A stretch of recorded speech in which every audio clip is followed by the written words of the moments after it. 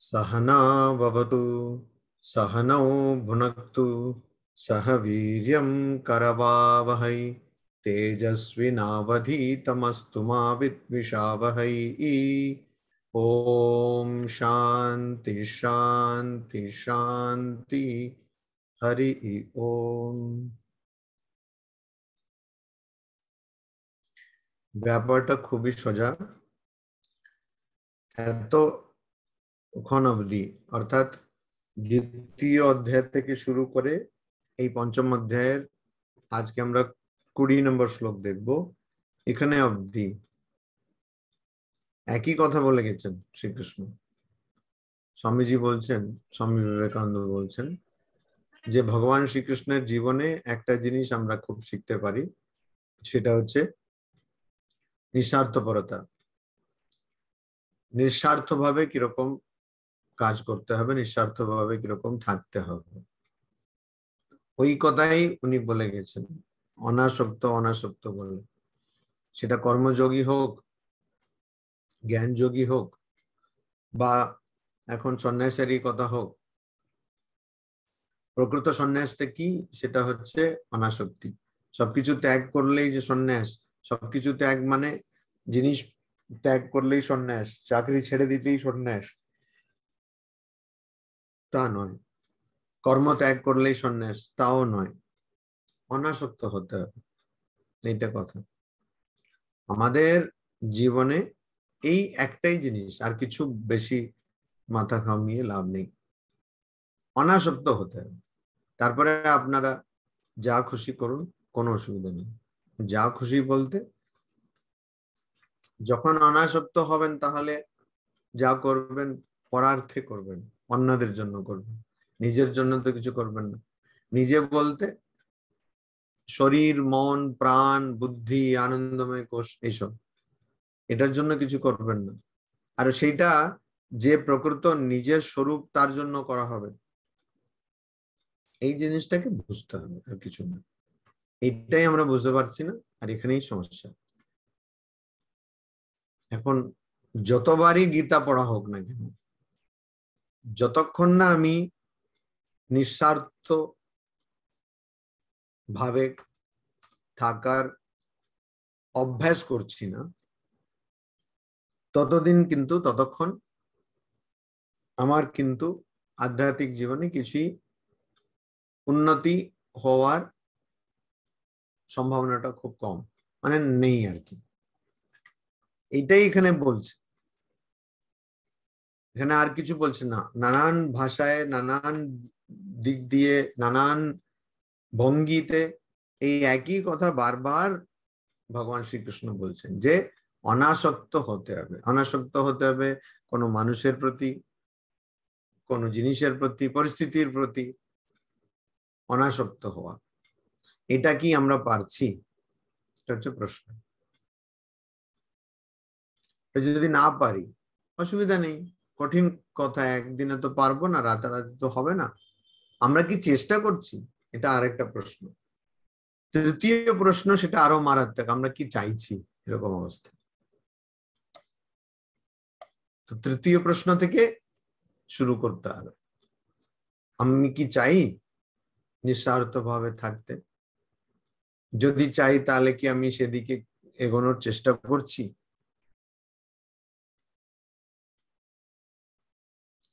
তো এখন আমি গীতা পাঠ করলাম, উপনিষদ জানলাম, রোজ একটা করে ক্লাস অ্যাটেন্ড করছি মহারাজ। এই করোনার দৌলতে এরকম একটা হয়েছে, আমি অনলাইন রোজ একটা ক্লাস অ্যাটেন্ড করি। আজকে একজন বলছিল যে ওর মায়ের নাকি অ্যালার্ম রাখা আছে, দিনে 5টা ক্লাস অ্যাটেন্ড করে। তো কোন ক্লাসে সব জন্য অ্যালার্ম, সবসময় অ্যালার্ম বাজতে থাকে মোবাইলে। তো অ্যাটেন্ড করছে সব ক্লাস, কিন্তু মেয়েকে এত বাজেভাবে সে মেয়ের সঙ্গে কথা বলে, বা এত খারাপ ব্যবহার মেয়ের সঙ্গে করে। তো ক্লাস তো অনেক হলো, গীতা অ্যাটেন্ড করছে, কি সব উপনিষদ অ্যাটেন্ড করছে, সৌন্দর্য লহরী অ্যাটেন্ড, কি সব করছে, কিন্তু লাভটা কি হলো? এইটা আমাদের নিজেকে জিজ্ঞেস করতে হবে। তো যদি নিঃস্বার্থপর হয়ে আমরা কাজ করতে পারি বা থাকতে পারি, সেটাই দরকার। এখন 20 নম্বর শ্লোকে বলছেন ভগবান শ্রীকৃষ্ণ, না প্রহৃষ্যেত প্রিয়ম প্রাপ্য নোদ্বিজেত প্রাপ্য চ অপ্রিয়ম স্থির বুদ্ধিঃ অসম্মূঢ়ো ব্রহ্মবিদ ব্রহ্মণি স্থিতঃ। এর আগের শ্লোকে বলেছেন, যারা येषां मनः साम्ये स्थितम, যার মন সমদর্শী, সমদর্শী ভাবে যার মন প্রতিষ্ঠিত, সে ইহৈব তৈঃ সর্গঃ জিতঃ, ইহৈব তৈর্জিতঃ সর্গঃ। অর্থাৎ তারা এখানেই এই আবার আসা আবার যাওয়া, এরকম একটা যে বেঁচে থাকা, সেটাকে তারা এই জগতেই, এই জীবনেই তারা জয় করেছেন। অর্থাৎ তারা জীবন মুক্ত হয়েছেন, বেঁচে থাকা কালীনই তারা মুক্ত হয়েছেন। তারা কিরকম থাকেন ওইটাই এখানে 20 নম্বর শ্লোকে বলা হচ্ছে। ব্রহ্মবিদ অর্থাৎ যে ব্রহ্মকে জানে, ব্রহ্মণি স্থিতঃ সে ব্রহ্মে প্রতিষ্ঠিত হয়ে, স্থির বুদ্ধিঃ তার বুদ্ধি স্থির হয়ে থাকে, একনিষ্ঠ হয়ে থাকে। অর্থাৎ তার বুদ্ধিতে আর কোনো চিন্তা আসে না, একই চিন্তা, নিজের স্বরূপ, প্রকৃত স্বরূপ, তার চিন্তা।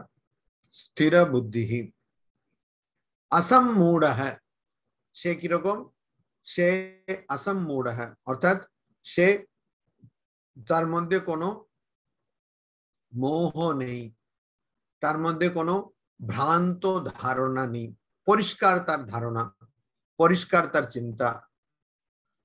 অসম্মূঢ়ঃ মানে যে মূঢ় নয় আর কি, মূঢ় বলতে যার ধারণা ভ্রান্ত নয়, যে মোহের মধ্যে আটকে নয়।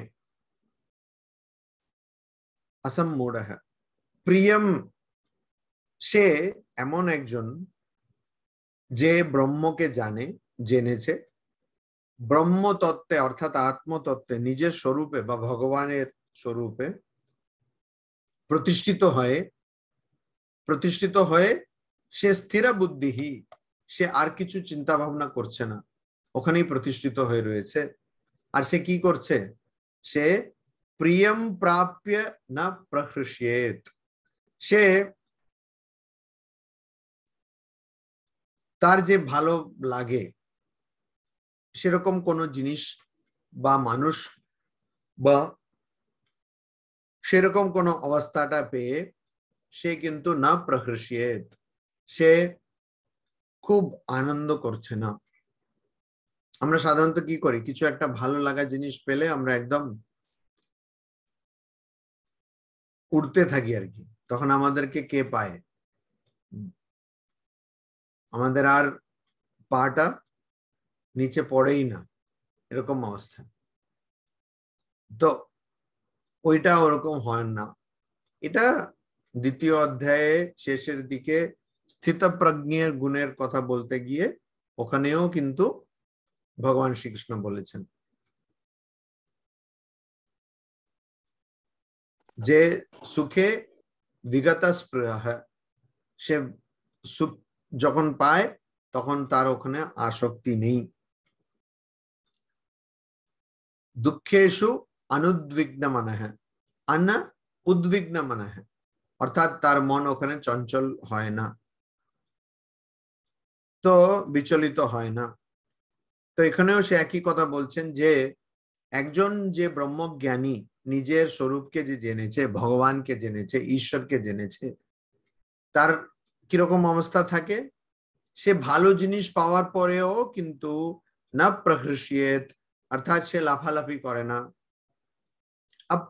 অপ্রিয়ম চ প্রাপ্য না উদ্বিজেত, সে অপ্রিয়ম মানে খারাপ জিনিস, যেটা ওর কাছে খারাপ, সেটা চ প্রাপ্য সেটা পেয়েও কিন্তু না উদ্বিজেত, সে বিচলিত হয় না। তো এখানে কথাটা মনের মধ্যে একটা কথা আসতেই পারে যে দেওয়ালও তো তাই, দেওয়ালটা খারাপ জিনিস পেয়েও সে বিচলিত হয় না, আর ভালো জিনিস পেলেও সে কিন্তু লাফালাফি করে না। দেওয়ালের সামনে আইসক্রিম রাখলে দেওয়াল কি করার ডিম বুঝবে? কিছুই না। তো তো আমরা কি ওরকম দেওয়ালের মতন হয়ে যাব? আমরা কি পাথরের মতন হয়ে যাব?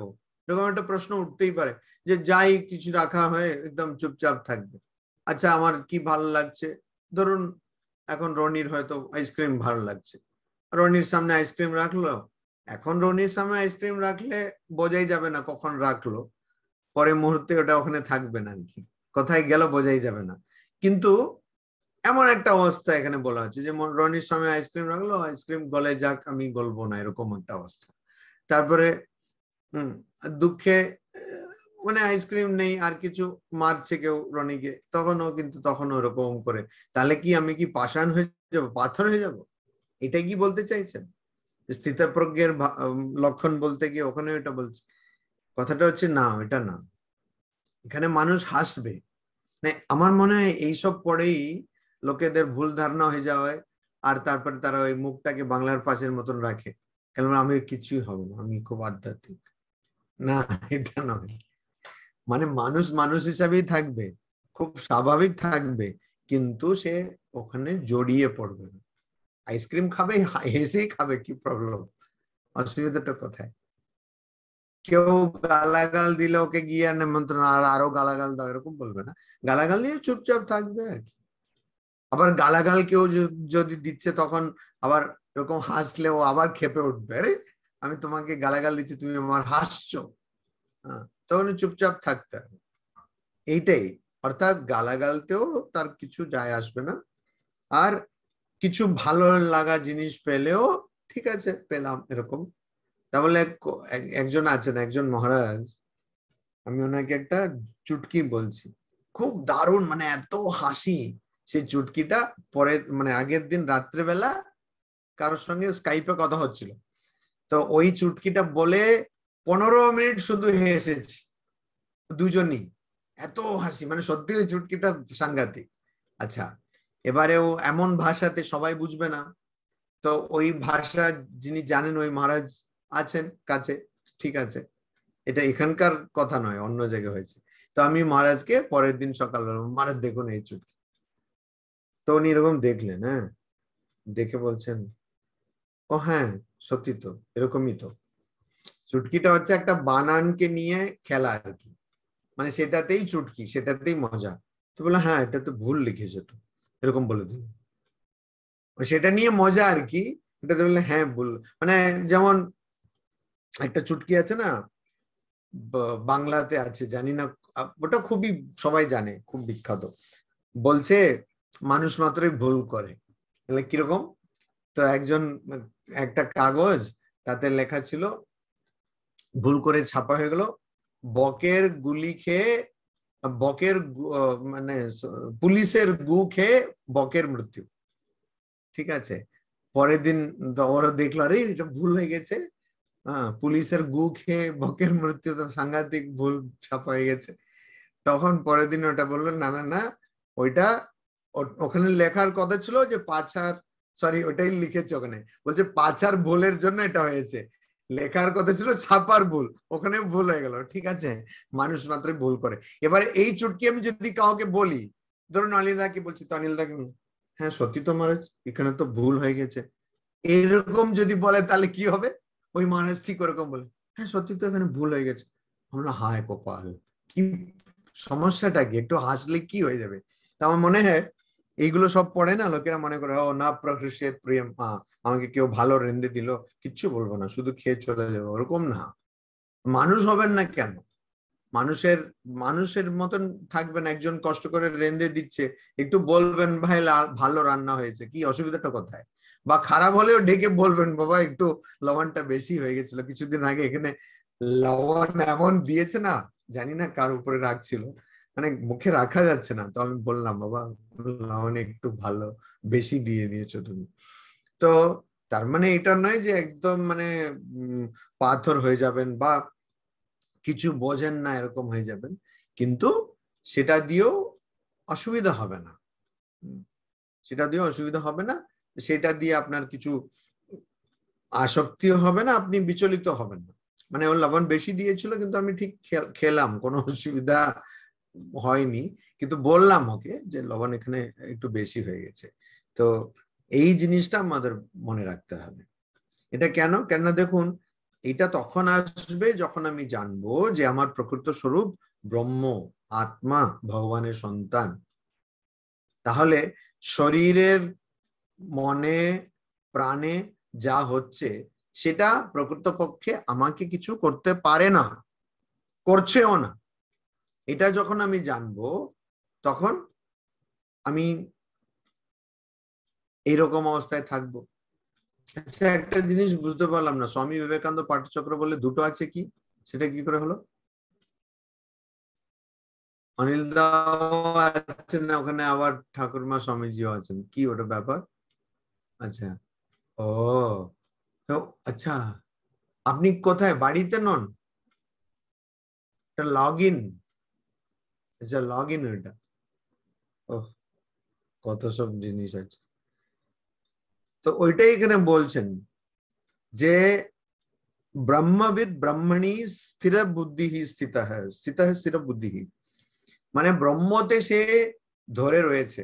ঠাকুর বলছেন না, ভগবানকে ধরে বা অদ্বৈত জ্ঞান আঁচলে বেঁধে ইত্যাদি অনেক রকম কথা আছে। তো ঠাকুর এটাই বলতে চাইছেন যে তোমার প্রকৃত স্বরূপটা কি সেটাকে তুমি মনে রাখো, সেটাকে মাথার উপরে রাখো, আর তারপরে অন্য জিনিসগুলো নিজে থেকে কোনো অসুবিধা হবে না। আমরা সেটাই ভুলে যাই। সেটা ভুলে গেলে তো আমি শরীর, তাহলে শরীরটা কি, যতদিন শরীর আছে মানে এটাকে আরো একদম একদম চিমচাম করে রাখতে হবে। যখন আর মানে খুব খেটে খেটে খেটে একটা পর্যায়ের পরে দেখা যাচ্ছে না আর চিমচাম হবে না, তখন বলে মহারাজ হাঁটুর ব্যথা, মহারাজ কোমরের ব্যথা, এরকম। তো সেইটা নিয়ে থাকতে হবে সবসময়। শরীর নিয়ে থাকার কেন? কেন আমি ভাবছি আমি শরীর, ওই জন্য। আমি যদি জানি যে আমি শরীর নই, তাহলে কি হাঁটু ব্যথা থাকবে না? তখনও থাকবে, হাঁটু ব্যথা তখনও থাকবে, হাঁটু ব্যথা ওরকম যাবে না। নি রিপ্লেসমেন্ট সার্জারি করেও অনেকেই থাকে এরকম সব, হাঁটুর ব্যথা অত সহজে যাবে না। থাকবে, থাকবে, ঠিক আছে থাকুক, কিন্তু তাতে আমার কিছু যায় আসে না। এটাই হচ্ছে এখানে কথা। ব্রহ্মবিদ ব্রহ্মণী স্থিত। আরে হাঁটু আজকে এলো, কত হাঁটু আমার ছিল, কত জন্মে আমার হাঁটু ছিল। আচ্ছা, কুকুর হয়ে যখন জন্মালাম তখন তো 4টে হাঁটু, না কত হাঁটু, 4টেই হবে। হ্যাঁ, গরু হয়ে যখন জন্মালাম, গাধা হয়েও জন্মালাম, এখনো অনেকে এরকম মানুষ রূপী গাধা যায়, যাই হোক। তো এরকম হাঁটু কত আমার ছিল, কত আমার চুল ছিল, কত ভল্লুক হয়ে যখন জন্মালাম তখন তো পুরো শরীর ভর্তি মানে লোম। তো আমি শরীর নিয়ে যদি চিন্তা করছি তাহলে তো আমার তো কত শরীর হয়ে গেল। পিঁপড়ের তো একদম সেরকম লোমটোমের ব্যাপার নেই, কিন্তু মাকড়সার থাকে। কখনো কখনো এখানে এত বড় বড় মাকড়সা দেখা যায়, কেরালাতে ওর চোখ টোক দেখা যায়। মাকড়সার চোখ দেখেছেন? এত বড় বড় এরকমও মাকড়সা আছে। তো কত রূপ আমি ধারণ করলাম, সেটা কি আমার খেয়াল রয়েছে? তো এই এখানে এসে আরে আমাকে এই করতে হবে, খুব চিমচাম করে থাকতে হবে, তারপরে ওই ডক্টরের কাছে যেতে হবে, ওখানে এমআরআই করতে হবে, এখানে সিটি স্ক্যান করতে হবে, করুন, কিন্তু না করলে কোনো কিছু যায় আসে না। মানে অবহেলা করবেন না, করবেন, কিন্তু জানবেন যে শরীর আমি নই, আমার প্রকৃত স্বরূপ শরীর নই। স্বামীজি একবার, আমি এটা বোধহয় আগে বলেছি, স্বামীজি একবার রাজা মহারাজকে চিঠি লিখছেন, রাজা মহারাজ অনেক কিছু বলেছেন সেই উত্তরে, তখন স্বামীজি বলছেন যে প্রেমানন্দজি মহারাজের শরীর খারাপ ছিল।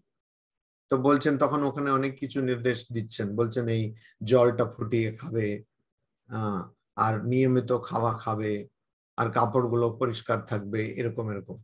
তারপরে বলছেন যে আচ্ছা ওকে বলো, বাবুরামকে বলো যে নিজেকে সবসময় শরীর শরীর না ভাবতে। কাকে বলতে বলছেন? বাবুরাম মহারাজকে, প্রেমানন্দজি মহারাজ থোড়ে আর বাবুরাম মহারাজ সবসময় নিজেকে শরীর ভাবছেন।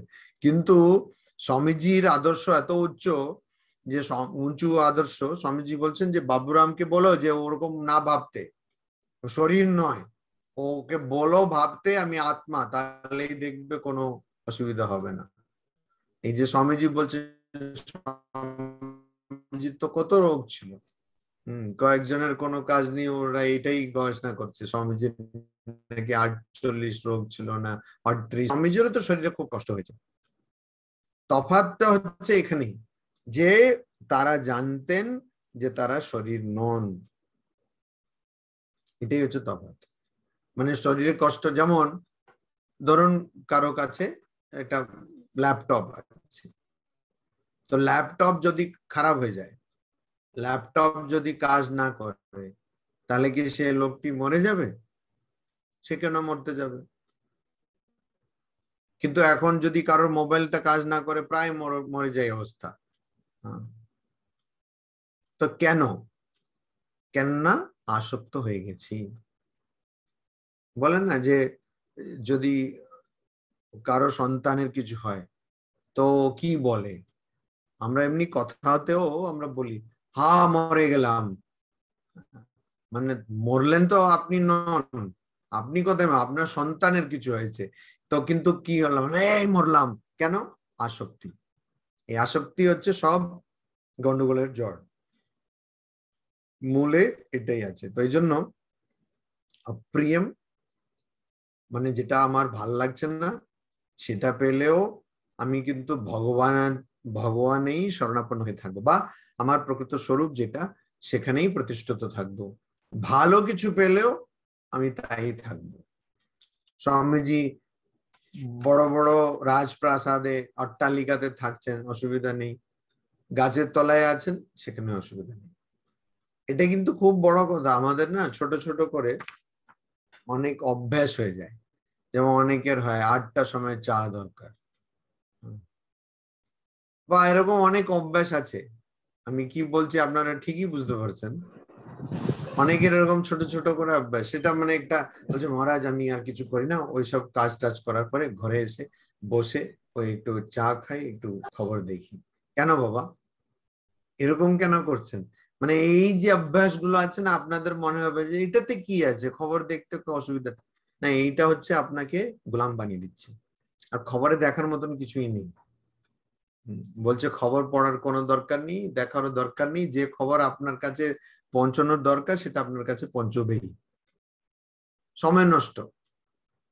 তো এই যে ভালো অভ্যাসগুলো করতে হবে, কতগুলো অভ্যাসের আমরা গোলাম হয়ে যাই। ওই তখন এসে হঠাৎ মানে হয়তো নিজে চা যে বানায়, হয়তো সেদিন দুধ কিনতে ভুলে গেল বা কিছু হলো, তাহলে বিপদ। বা যে চা বানিয়ে দেয়, যদি আর কেউ বানিয়ে দেয়, তার যদি শরীর খারাপ হয়ে যায়, আরো বিপদ। নিজেকে বানাতে হবে, সেটা তো আর খাওয়াই যাবে না এরকম চা। তো এইসব বিপদ রয়েছে কেন? ওই অভ্যাসের গোলাম হয়ে গেল। অনেক রকম আছে, এটাতে অনেক রকম অভ্যাস মানুষের থাকে, যে আমি এটা করি সকালে। তো ভালো অভ্যাস কি? প্রার্থনা, জপ করা, ধ্যান করা, এগুলো হচ্ছে ভালো অভ্যাস। তার গোলাম হয়ে গেলেও ভালো, মানে গোলাম হয়ে গেলেও ভালো, সেটা ভালো। বই পড়া, এগুলো ভালো অভ্যাস। বই পড়া আজকের দিনে খুব মানে একটু টাকা খরচারও ব্যাপার রয়েছে, কিন্তু যাই হোক, এগুলো হচ্ছে ভালো অভ্যাস। ওই যে কোনো অভ্যাসের গোলাম না হওয়াটাই ভালো, আসক্ত না হওয়াটাই ভালো। যেমন অনেকে আছেন এই প্রার্থনার ব্যাপারেও, ও মহারাজ আমি সকালে পুজো করি, আজকে করতে পারলাম না মহারাজ, আজকে করতে পারলাম না। ওই শুরুর দিকে হয়তো সেটা ঠিকই আছে, কিন্তু পরে ওইটাই একটা বিশাল বড় বাধা হয়ে দাঁড়ায়। তো এখানে ওটাই যে আমি কে, প্রকৃতপক্ষে আমি কে, আমি ঠাকুরের সন্তান। আমি শুদ্ধ অশুদ্ধ এইসব নিয়ে অনেকের মানে প্রচুর সময় এটাতেই চলে যায়। মহারাজ আমার এইরকম মানুষ মারা গেলেন, ওগুলো সে পালন করতে হয় না তা নয়, সেটা করতে হয়। কিন্তু সবচেয়ে বড় কথাটা কি? আপনি আত্মা। আমি যদি আত্মা হই, তাহলে কে শরীর ছেড়ে দিল তার জন্য আমি হঠাৎ অশুদ্ধ হয়ে যাবো কেন? ওই একটা রেওয়াজ, আমি সেটা পালন করছি, সেটা মেনে চলছি, ঠিক আছে, কিন্তু তা বলে আমি ভগবানের সন্তান, এই জন্য মা বলছেন না, তুমি আমাকে স্পর্শ করো, তুমি শুদ্ধ হয়ে গেলে, আমি ভগবানের সন্তান। এরকম অনেক কিছু আছে, মহারাজ আমি স্নান করিনি, আপনি প্রসাদ দিচ্ছেন, আমি কি করে নেব? বাহ, অনেক রকম এরকম চিন্তা, যে তাহলে আমি সবসময় শুদ্ধ অশুদ্ধ ভাবছি, কে শুদ্ধ কে অশুদ্ধ? আমি যে আত্মা, সে তো সবসময় শুদ্ধ, তার অশুদ্ধি হতেই পারে না, এটা তো জানতে হবে। আমরা যত দিন আমরা ওই সব ছোট ছোট চিন্তা নিয়ে থাকবো, ওই ছোটই হয়ে থাকবে। আমরা কিন্তু ছোট নই। ব্রহ্মা মানে হচ্ছে ব্রহ্মা থেকে এসছে, মানে বিশাল। ব্রহ্ম কথার মানেটাই হচ্ছে বিশাল। আমি বিশাল, আমি যদি বিশাল, এই যে বদ্রীনাথে যখন যারা যায় বলে জয় বদ্রী বিশাল, তো বিশাল মানেটা কি? ওই অনন্ত। যে অনন্ত, তাতে আবার অশুদ্ধ শুদ্ধর কথাটা কোথায় থেকে এলো? ঠিক আছে, কিছু জিনিস মানতে হয়, মানবো, কিন্তু তা বলে আমি একদম অশুদ্ধ হয়ে গেলাম, আমি এখন কিছু করতে পারবো না, মহারাজ এখন কি আমি কথামৃত পড়তে পারি, আমি তো অশুদ্ধ হয়ে গেছি। আরে, এসব আমি কল্পনা করে বলছি না, এগুলো সব হচ্ছে যেটা রামকৃষ্ণ মঠ মিশনের সাধুদের কাছে জিজ্ঞাসা করা হয়, খুবই গুরুত্বপূর্ণ প্রশ্ন। কোনো মানে হয়? কোনো মানে হয়? আপনি যদি ব্রহ্ম, আপনি যদি মায়ের সন্তান, তাহলে আপনি অশুদ্ধ হবেন কি করে? সেটা, ওইটাকে ধরে রাখতে হবে সবসময়। ওইটাকে ধরে আপনি যা করবেন দেখবেন কোনো অসুবিধা হবে না। ওইটাকে সবসময় ধরে রাখতে হবে। সকালে উঠলাম, এখনো স্নান করিনি, আরে আমি তাহলে কি করে এটা, আপনি এখন, আপনাকে তো আমি খাওয়াতে পারবো না। ধরুন একটা সময় আপনার ঘরে একটা সাধু গেছে, আমি তো খাওয়াবেন না, মানে আমার স্নান হয়নি, তুমি না খেয়ে বসে থাকো, কি বিপদ। ওই জন্য সাধুদের এরকম আগেকার দিনের মতন এরকম ভিক্ষা টিক্ষা করে গেলে না বিপদ আছে। বলে আমার খাওয়া হয়নি, যাই, আমার স্নান হয়নি, যাও। আমাদের যখন ওই সন্ন্যাসের পরে ভিক্ষা করতে যাওয়া হয় না, একটা অদ্ভুত টাইম, 11:30টার আগে মঠে ফিরতে হবে, মানে 11টার আগেই ফিরতে হবে ধরে নেন। তখন তো কেউই মানে কিছুই বসায় না, তো লোকেরা উঠছে 9:30, আবার 11টায়। তো ওখানে গেলে, বাবা এখন এসেছো, এখন কি দেবো, মানে যে দিচ্ছে দিতে চায় সেও। আমি এরকম একটা গেলাম, বোধহয় 3 দিন ভিক্ষে করতে হয়, ওই প্রথম দিন, বোধহয় প্রথম দিন না দ্বিতীয় দিন। তো একজন মহিলা খুব ইয়ে হয়ে গেলেন, ওইদিকে হবে, কি ওটা বলে, লিলুয়ার দিকে। তো একজন মহিলা খুব ইয়ে হয়ে গেলেন, যে বলছে, বাবা এখন তুমি এসছো, কি দেব? তো বলে দাঁড়াও, বলে একটা ফুসুর ফুসুর করে একটা ছেলেকে ডাকলো, সে কি বললো, তো বলছে রুটি হয়ে গেছে। তো বলছে শুধু রুটি দেবো? তো বললেন দেখো কি। তো ও গিয়ে ওকে পাঠালো, পাশের দোকান থেকে জিলিপি টিলিপি নিয়ে এলো, রুটি আর জিলিপি দিল, খুব ভক্তির সঙ্গে। এটা তো ভক্তি হলো। আরেকজন হচ্ছে, সে ওখানে একটু আগে একটা বালকনিতে মা দাঁড়িয়েছে, মানে দুটো বালকনি মালা বাড়ি, বিশাল বাড়ি। তো দোতলায় একটা বালকনিতে মা দাঁড়িয়ে আছে, আর একটা বালকনিতে মেয়ে দাঁড়িয়ে আছে। তো আমি গিয়ে ওখানে বলছি নারায়ণ হরি। তো নারায়ণ হরি বললাম, তখন ও মানে এরকম বলতে হবে, আমাদের এরকম বলে দেন মহারাজরা, যে নারায়ণ হরি বলতে হবে। তার মানে ওরা ওই ভিক্ষা। তো বলে কি নেবেন আপনি, টাকা নেবেন? বললাম টাকা নেব না। তো কি নিতে হবে তাহলে? এরকম চাল ডাল না, ওগুলো না, মানে রেডিমেড খাওয়া নিতে হবে। তো ওরা দেখলেই, এখন তো ওই উঠছে, মানে দুজনই মার মেয়ে এখনই উঠে আসছে, direct from bathroom two balcony, মানে বেডরুম টু বালকনি। এখন আর কি দেবে? তখন বলছে যে, ও দুজন ওখানেই কথা বলছে, মাঝখানে একটা ছোট দেওয়ালের মতো না, দুজন বলছে মা কি দেবো? তো বলছে দাও, দেখো কি, আমরা কি বিস্কিট খাएंगे? দুজনই হিন্দি ভাষী আবার, হ্যাঁ। বিস্কিট লেঙ্গে, বিস্কিট। আমি বললাম হ্যাঁ, তো বিস্কিটই দাও, আর কি হবে, আমাদের সব কপালে বেশিরভাগ বিস্কিটই জোটে, তখন তার কেউ রান্না টান্না করে না। তো ও মেয়েটি আমার এখনো মনে আছে, এরকম বড় একটা বোধহয় ক্র্যাক জ্যাক বা কিছু, সেই বিস্কিটটাকে ওখান থেকে উপর থেকে এরকম ফিং করে বললো, বলে ভালো করে ক্যাচ করে নি, নাহলে পড়ে গেলে তো পাউডার হয়ে যাবে। হ্যাঁ, দারুণ দান, দেখছেন কিরকম দান, এটা কিনা দান বলে। তো মানে উপর থেকে এরকম ফেলে দিল। তো এখন কথাটা হচ্ছে আমি যদি নিজেকে শুদ্ধ মনে করি, অশুদ্ধ মনে করি, আমি যদি মনে করি এটা আমার কাছে প্রিয়, তাহলে এই যেটাকে মনে করছি এটা আমার কাছে প্রিয়, আমার ওখানে কি হলো? ওখানে ওই আমার কথাটা হলো ওখানে শরীর, মন। কেন আত্মার কাছে তো কিছু প্রিয় অপ্রিয় হতে পারে না। আত্মা তো প্রিয় অপ্রিয়ের ঊর্ধ্বে। তাহলে আমি যদি বলে হ্যাঁ এটা আমার ভালো পেয়ে গেছি, তার মানে আমি শরীরের স্তরে আছি। বা কেউ একটু প্রশংসা করলো, বাহ কত ভালো প্রশংসা করছে, আমি এত ভালো চা রেঁধেছি বলে। চাটাকে আবার রান্না বলা যায় কিনা জানি না, কিন্তু এরকম অনেকে আছেন, এটাও আবার একদম কল্পনা নয়। তো ওইটাও কিন্তু মনের স্তরে আছি। তো কেউ কেউ এরকম করে একদম ক্লান্ত হয়ে গেল, তখন কিছু পেলো, এক গ্লাস জল পেলে, বাহ প্রাণ ফিরে এসছে, প্রাণের স্তরে আছি।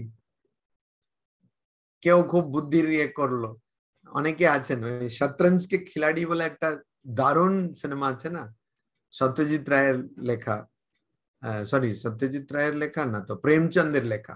সত্যজিৎ রায়ের সিনেমা, প্রেমচন্দের লেখা গল্প। তো প্রেমচন্দের লেখা গল্প, সত্যজিৎ রায়ের সিনেমা, দারুণ সিনেমা, মানে পুরো দুজনেরই সংসার একদম তছনছ হয়ে গেছে, দাবা খেলাটা আর ছাড়তে পারছে না। তো এটা বুদ্ধির স্তরে রয়েছি, তার মানে আমি কখনোই কিন্তু আত্মার স্তরে থাকছি না। ওই জন্য এখানে বারবার বলছে ব্রহ্মবিদ ব্রহ্মণি স্থিত হ্যায়, যে ব্রহ্মজ্ঞানী সে ব্রহ্মের স্তরে প্রতিষ্ঠিত। অর্থাৎ যাই হোক না কেন সে জানে আমি প্রকৃতপক্ষে কে। ওটা হয়ে গেল, কোনো অসুবিধা নেই। অসুবিধা তো এই পঞ্চকোষকে নিয়ে না, আনন্দময় কোষ, বিজ্ঞানময় কোষ, বা আপনার মনোময় কোষ, প্রাণময় কোষ আর অন্নময় কোষ, এটাকে নিয়ে অসুবিধা। কখনো আত্মাকে নিয়ে তো কোনো অসুবিধা হতে পারে না। আজকে কিন্তু জয়শ্রীদির সবকিছু একটা নড়ছে এরকম এরকম, কি জানি না, স্ক্রিন শুধু নড়ছেন এরকম এরকম, মানে খুব বিচলিত হয়ে যাচ্ছেন আর কি। তো এটা হবেন না, এটাই বলছে গীতাতে ভগবান শ্রীকৃষ্ণ বলছেন বিচলিত হবেন না, স্থির হয়ে থাকুন, স্থির বুদ্ধি। তো স্থির বুদ্ধি মানে বুদ্ধিটা আবার কি? বুদ্ধি এটা জাগতিক বুদ্ধি নয়, এমন বুদ্ধি নয় যে এটা করতে হবে ওইটা করা চলবে না। বলছে স্বামীজি আমাদের তো সাংসারিক বুদ্ধি আছে, আধ্যাত্মিক বুদ্ধি নেই। আপনি যেভাবে বুদ্ধি ভাবছেন সেই বুদ্ধি নয়। একটা একটা দিকের বাংলাতে নয় বলতে পারে না তারা, বাংলাতে তো অনেক রকম আছে, তারা লয় বলে, মানে নয়টা বলে না, বলে লয়। তো একজন ওরকম ছিল, তাকে তো ওকে কি বলতে হলো, মানে নয় গোনা হচ্ছে কিছু, তো বলা হচ্ছে এই নয় হয়েছে, নটা হয়েছে কিনা, তো ও বলতে পারছে না নয়, আবার নয়, তো বলছে নয় নয় বলতে হবে ওকে, বলছে লয় লয়, সে বলছে লয় লয়, লয় মানে নয়টা নয় আর কি, এরকম অবস্থা। তো এখানে ওইরকম বুদ্ধি নয়, এখানে কথা যেটার কথা বলা হচ্ছে সেই বুদ্ধির কথা বলা হচ্ছে না। এখানে কি বুদ্ধির কথা বলা হচ্ছে? এখানে বুদ্ধির কথা বলা হচ্ছে যেটা আপনার প্রকৃত স্বরূপ কি, সেই বোধটা, সেই বোধের কথা বলা হচ্ছে। বুদ্ধি বলতে ইন্টেলিজেন্সের কথা এখানে বলা হচ্ছে না, ব্রেইনের কথা এখানে বলা হচ্ছে না, সেটাও তো একটা কোষ, সেটাও তো একটা আবরণ, সেটাও আপনার প্রকৃত স্বরূপ নয়।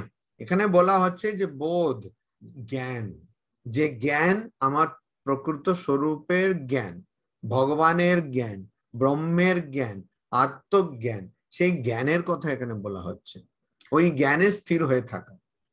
তো যখন বক্তৃতা শুনছি, যখন কোনো আধ্যাত্মিক গ্রন্থের পাঠ করছি, তখন ওই জ্ঞানটা মনে হচ্ছে যেন হয়ে গেছে, কিন্তু যেই ওটা ছেড়ে দিলাম সঙ্গে সঙ্গে আবার সেই সমস্যা হয়ে গেল।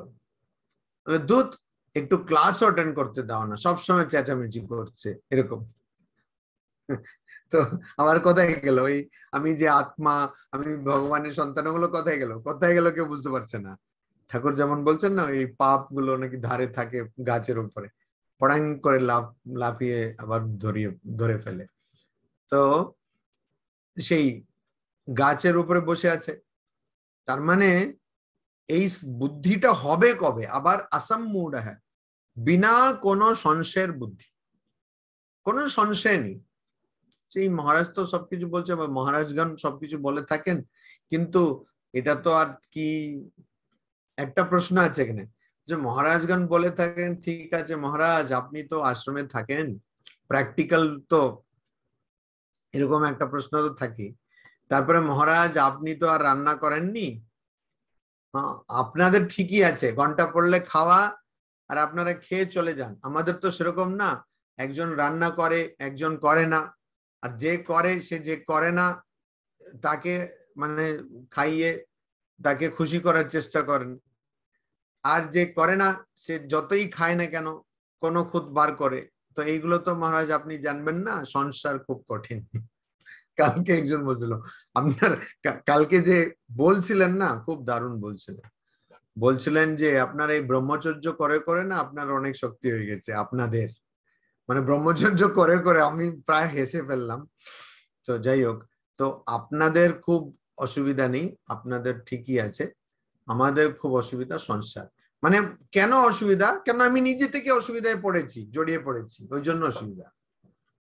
অনেক ভক্তরা এরকমও বলে যে আমরা মহারাজ আসক্ত হয়ে জড়িয়ে পড়ি, তো ওই জন্য অসুবিধা। তা আপনি তো জানেন কারণ, তাহলে ছেড়ে দিন না। চেষ্টা তো করছি মহারাজ, কিন্তু এটা কি অত সহজ, কি ছাড়া যায় বলুন? ছাড়া যায় না। এই ম্যাট্রিক্স বলে একটা ছবি বেরিয়েছিল, সেটা অদ্বৈত বেদান্তকে করে, সে অদ্বৈত বেদান্তেরই কতগুলো তত্ত্বকে নিয়ে সে ছবিটা করে। তো ওইটাতে একটা আছে জায়গা যেখানে ওই একজন পুরো টাক মাথা লোক, তার নাম ভুলে গেছে এখন, তো সে ওই মাংসটা খায় আর বলে যে আমি জানি এটা কিন্তু সত্য নয়, কিন্তু খুব ভালোই লাগছে। হ্যাঁ, তো এরকম আসক্ত মহারাজ ঠিকই, কিন্তু ওটা ঠিকই আপনি বলছেন, কিন্তু এটা কি আর ছাড়া যায় বলুন? মানে আমি ছাড়তে চাই না আর কি, তুমি যাই বলো, কিন্তু আমি আর ছাড়বো না। তো এখানে সেই জিনিসটাই অসুবিধা। আসাম্মূঢ়, যেখানে কোনো সংশয় থাকবে না। ছাড়বো না কেন? ছাড়বো না এই জন্য কেন, আমার একটু সংশয়, একটু হলেও সংশয় রয়েছে যে আপনি যেটা বলছেন বা শাস্ত্র যেগুলো বলছে এটা কি সত্যি সত্যি, কিন্তু মনে হয় না সত্যি, কারণ তা যদি হতো তাহলে সবাই তো এর পেছনে ছুটতো, কই সেটা তো দেখছি না, তার মানে এটা সত্যি নয়, নিশ্চয়ই এর চেয়ে ভালো জিনিস আছে। এখন যেমন ব্যাংকে কোনো এমন ইনভেস্টমেন্ট বলা হয় যে এটাতে 20% পাওয়া যাবে বছরে, তাহলে সবাই ছুটবে। দেখা গেল হয়তো মহারাজরাও আশ্রমের একটু ইনভেস্টমেন্ট ওখানে দিচ্ছে আর কি, তো এইটা তাহলে ওইটা সত্যি, সবাই ছুটছে যখন ওইটা সত্যি। কিন্তু এখানে তো আপনি বলছেন ঠিকই, কিন্তু সবাইকে তো আমরা দেখি না সেরকম আচরণ করতে, তাহলে ধরে নিতে হবে এটা সত্য নয়। এই সংশয়, এই সংশয়টা থাকবে, থাকার জন্যই আমি সেইভাবে আচরণ করতে পারছি না। কেন এত আমি পড়ছি যে ভগবানকে বিশ্বাস করলেই হলো, ঠাকুরের শরণাপন্ন হলেই হলো, মায়ের কথা ভাবলেই হলো, কিন্তু পারছি না কেন? কেন পুরোপুরি ভাবে সেটাকে আমি বিশ্বাস করতে পারছি না। যখন আমি সেটা পারবো তখন আমাকে অন্য কিছু ভাবতে হবে না, তখন আমাকে অন্য কিছু ভাবতে হবে না। তো এখানে সবকিছুই হচ্ছে বিশ্বাসের কথা। আমি যখন জানবো ঠিক ঠিক যে এইগুলো সব কিন্তু আমার প্রকৃত স্বরূপের সঙ্গে তার কোনো সম্পর্ক নেই, তখন আমি ওইটা নিয়ে একদম চিন্তা করব না। ওইটাই 21 নম্বর শ্লোকে বলছেন, বাহ্য স্পর্শেषु আসক্তাত্মা विन्दति आत्मनि यत् सुखम स ब्रह्म योग युक्त आत्मा सुखम अक्षयम अश्नुते। মানে সুখ পেলেও সে কিন্তু লাফাবে না। কেন? কেননা সে অক্ষয়ম সুখম অশ্নুতে, সে এমন সুখ অনুভব করছে বা পেয়েছে যেটা অক্ষয়, যেটা কোনোদিন ক্ষয় হবে না। এখন যে বললাম রনির সামনে যদি আইসক্রিমটা রাখা হয়, শুনেই আরেকজন পাশে চলে এলেন, আগে ছিলেন না, এখন আইসক্রিমের কথা শুনেই চলে এলেন, রনির পাশে বসে আছেন যিনি।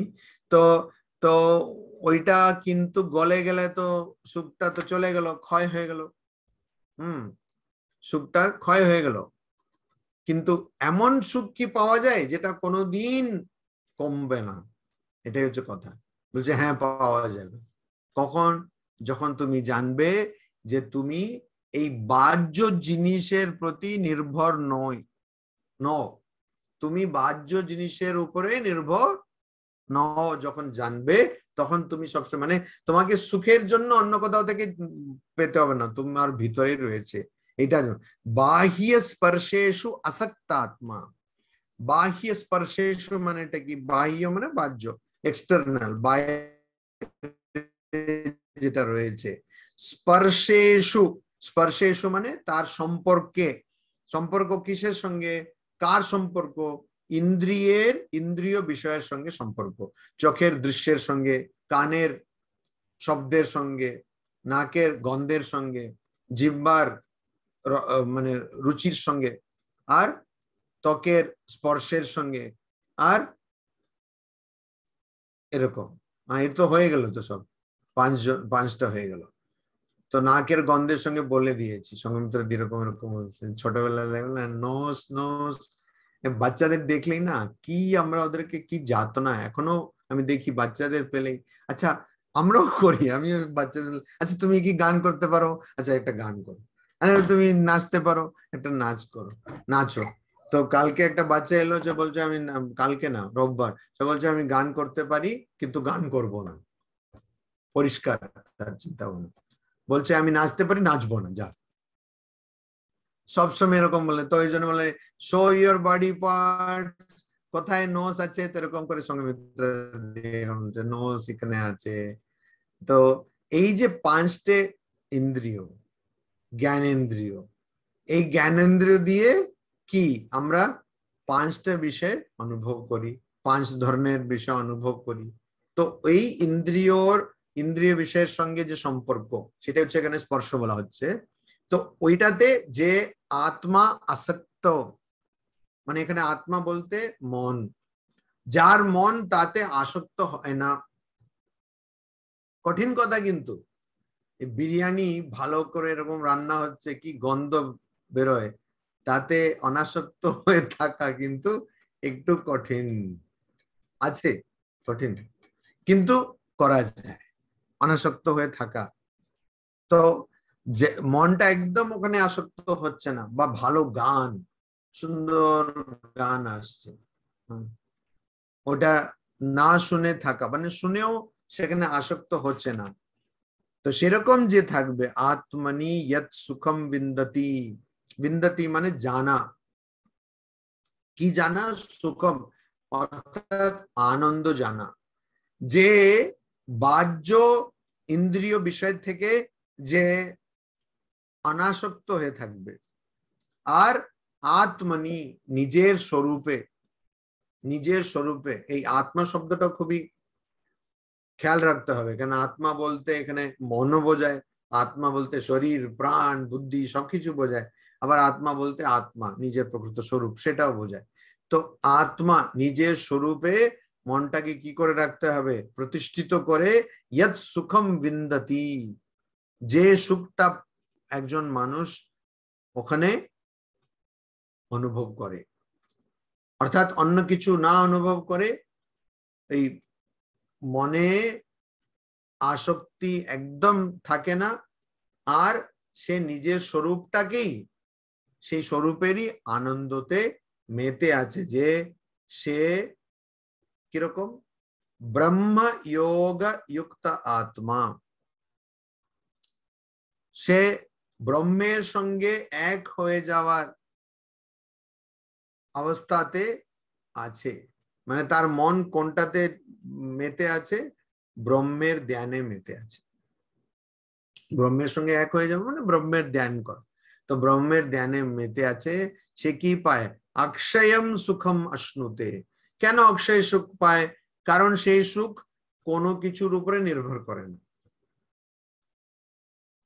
মানে আপনি কি খাবেন? আম যারা খেতে ভালোবাসে, 4টে আম খাওয়ার পরে, 5টে আম খাওয়ার পরে 6টা আর খাবে না, বা হয়তো একজন 10টা খেতে পারে, 11টা বলবে না আর খাওয়া যাচ্ছে না, 12টা খুব জোর করে দিলে, আর 13টাতে বমি করে ফেলবে। তাহলে সেই এটাই হচ্ছে এখানে বুঝতে হবে, সুখম ইয়ৎ সুখম বিন্দতি সাহা ব্রহ্মযোগ যুক্ত আত্মা।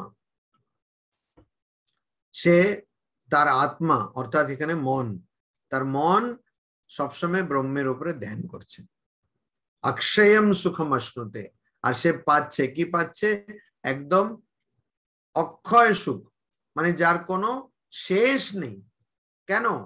কেন এই সুখ ওই সৎ চিৎ আনন্দ স্বরূপ, সেই আনন্দ থেকে আসছে। আনন্দ মানে আনন্দ, এমন আনন্দ যার কোনো কারণ নেই, কারণ ছাড়াই আনন্দ।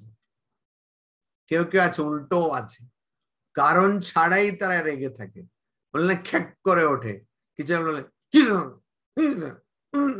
মানে কেন জানি না ওরকম থাকে, কি দরকার, বলে এরকমই, সে লোকটি এরকমই, একটু সাবধানে থাকবে। কেন? কিছু একটা হয়েছে, সেটা আজকাল হয়নি, অনেকদিন আগেই হয়ে গেছে, এখন কিছু করা যায় না। তো ওই রকম। তো এইখানে কিন্তু স্বাভাবিক রূপ আমাদের কি, আমাদের স্বাভাবিক স্বরূপ হচ্ছে আনন্দ। আসলে এটা নিয়ে শঙ্করাচার্য, ভগবৎপাদ শঙ্করাচার্য বলছেন, এটাকে বলছে সন্ধি। সন্ধি, সন্ধি মানে এটা কি? সন্ধি মানে যেখানে দুটো জিনিস এক হয় আর কি, সেই জায়গাটা। কি দুটো জিনিস এক হয়? অর্থাৎ দুটো ইচ্ছা যেখানে এক হয়, অর্থাৎ একটা ইচ্ছা শেষ হলো আর একটা ইচ্ছা শুরু হবে, তার মাঝখানে হচ্ছে সন্ধি। কিরকম? একজনের ইচ্ছে হয়েছে, এখন ধরুন একজনের ইচ্ছে হয়েছে কোড়িকোড আসবে, ক্যালিকট। মানে রীতাদির ইচ্ছা হয়েছে, তো যদি রীতাদি আসেন ক্যালিকট, তখন অনেক দিনের ইচ্ছা ওনার আছে কিনা জানি না, আমি বানিয়ে দিচ্ছি আর কি। তো ওনার অনেক দিনের ইচ্ছা, আমি বললাম আবুধাবির থেকে, মানে ক্যালিকটে দিল্লি থেকে ফ্লাইট কম, একটাই আছে দিনে, আবুধাবি তো প্রচুর ফ্লাইট, কোনো অসুবিধাই নেই, যে কোনো একটা ধরেই চলে এলেই হলো। তো ওই ইচ্ছা, তো ওই ইচ্ছা হয়ে গেল, ধরুন আবুধাবি থেকে কালকে ফ্লাইট ধরে চলে এলেন, তো ইচ্ছা হয়ে গেল পূরণ। এবারে একটা খুবই খুবই কম সময়ের জন্য হঠাৎ আরেকটা ইচ্ছা চলে আসবে, ওর আগে একটু কম সময়ের জন্য কোনো ইচ্ছা না থাকার একটা সময় থাকে, মানে খুব কম থাকে সেই সময়টা, খুবই কম, মানে মিলি সেকেন্ড ধরুন, কিন্তু সে থাকে। তো ভগবৎপাদ শঙ্করাচার্য দেব বলছেন যে ওই সময়ের দিকে খেয়াল করো, ওটাকে বলে সন্দিক্ষণ, সন্দিক্ষণা, সন্দিক্ষণা, সেই সন্দিক্ষণ অর্থাৎ একটা ইচ্ছা শেষ হলো আর একটা ইচ্ছা শুরু হওয়ার মাঝখানে একটু সময় থাকে, তো ওই সময়টাকে বলে সন্দিক্ষণ। ওই সন্দিক্ষণের দিকে খেয়াল করতে বলছেন ভগবৎপাদ শঙ্করাচার্য। ওই সন্ধিক্ষণটা কি? ওইটা হচ্ছে তোমার প্রকৃত অবস্থা। কেন? ওখানে কোনো ইচ্ছা নেই, ইচ্ছা না থাকার অবস্থাতে তোমার যা প্রকৃত স্বরূপ আনন্দ, সেটা বেরিয়ে আসছে। এর জন্য আমাদের মনে হয় একটা ইচ্ছা পূর্ণ হলে আনন্দ পাই। আনন্দ আমরা ইচ্ছা থেকে পাচ্ছি না, ইচ্ছা পূর্ণ হওয়ার জন্য পাচ্ছি না, আমাদের প্রকৃত স্বরূপ থেকে যে আনন্দটা আছে সেইটাই আমরা পাচ্ছি। তখন ইচ্ছা থাকছে না বলে ওটাকে ঢেকে রাখার কিছু থাকছে না, ওই জন্য যে স্বাভাবিক আনন্দ সেটা বেরিয়ে আসছে। তো ওই জন্য আমাদের কি করতে হবে? সন্ধিক্ষণটা আমাদের দেখতে হবে। সন্ধিক্ষণ দেখার পর আমাদের বারবার সেই সন্ধিক্ষণ দেখলে কি হবে, সেটার সময় একটু একটু করে বাড়বে। তারপরে আমরা যখন ব্রহ্মজ্ঞান লাভ করব, আমাদের আর কোনো ইচ্ছার পূর্তি করার প্রয়োজনই থাকবে না, ইচ্ছা পূরণের প্রয়োজনই থাকবে না, আমরা সবসময় আনন্দে থাকবো। তাহলে সবসময় হাসতে থাকবো না, সেটা অন্য সমস্যা হয়ে যাবে, কিন্তু সবসময় আনন্দে থাকবো। এইটাই এখানে বলছেন। তো যে ব্যক্তি বাহ্য স্পর্শেষু আসক্ত আত্মা, সে বাহ্য ইন্দ্রিয় বিষয়ের সঙ্গে ইন্দ্রিয়ের সম্পর্কতে অনাসক্ত হয়ে থাকবে, সে ব্রহ্মের সম্বন্ধে চিন্তা করার জন্য বা ভগবানের সম্বন্ধে চিন্তা করার জন্য সে অক্ষয়ম সুখম আশ্নুতে, সে অক্ষয় সুখের আনন্দ লাভ করবে। মানে এমন অফুরন্ত সুখ, আনন্দ, আনন্দ যে শেষ হচ্ছে না। গান আছে না, নিরানন্দ কি, নিরানন্দ করোনা, মা গো আনন্দময়ী নিরানন্দ করোনা।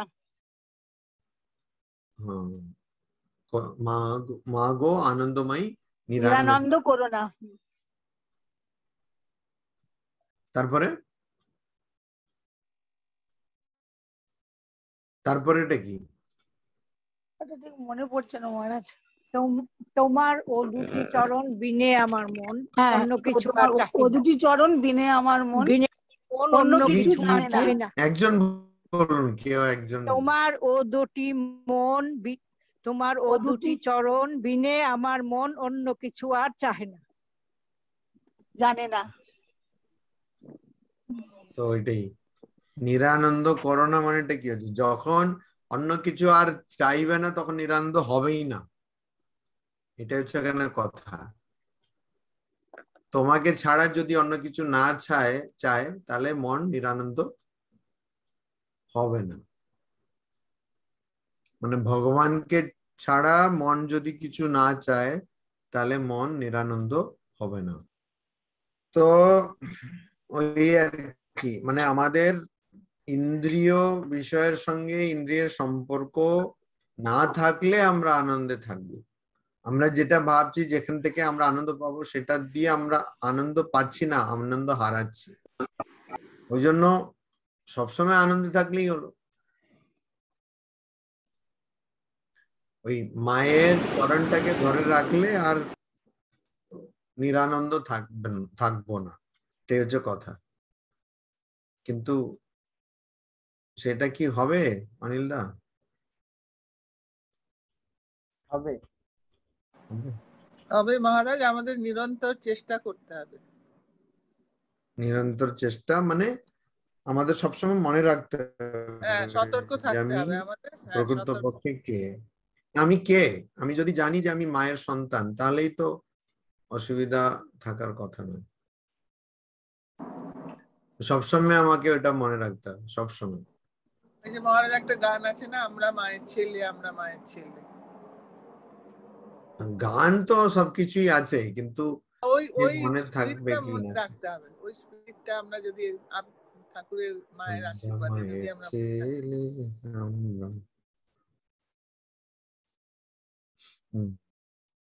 কি তারপরে কি আমরা মায়ের ছেলে, আমরা কি কম আসুক নাজম জিনব অবহেলে, আমরা মায়ের ছেলে, আমরা মায়ের ছেলে। মোদের আবার পাপ কোথায়, স্বর্গ নরক কে বলো চায়, কাজ ফুরালে সন্ধ্যা বেলায় মা করিবেন কোলে, আমরা মায়ের ছেলে। খুব ভালো গানটা, ভালো গান। আমার বাবারা স্বামীজির বাড়ি গিয়ে এই গানটা গাইতেন, আমরা মায়ের ছেলে।